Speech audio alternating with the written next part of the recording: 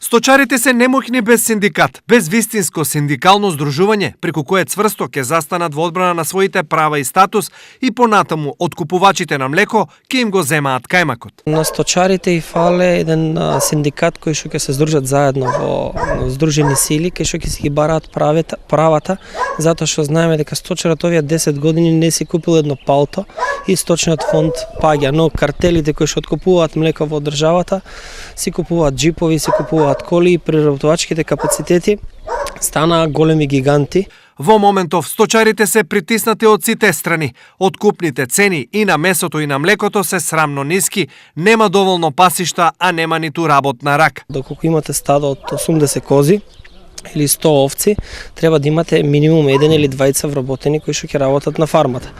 Но меѓутоа знаете каква е ситуацијата во државата и скапа е работната рака. Доколку некој ќе се одлучи да чува 100 овци, значи не може да искра само за овчарот, бидејќи просечна цена околу 500 евра некаде да се даде за еден овчар или козар.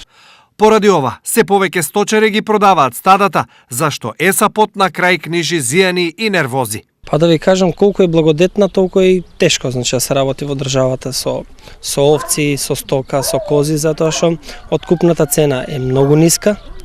Катастрофални се условите за работа и се повеќе и повеќе се уништува сточниот фонд во државата. Дека на одгледувачите на добиток не им оди добро, потврдува и статистиката. Имено за 10 години бројот на грла ситен добиток се намалил за повеќе од 28.500, односно за 178.000 овци и кози во 2008 на 149.500 лани.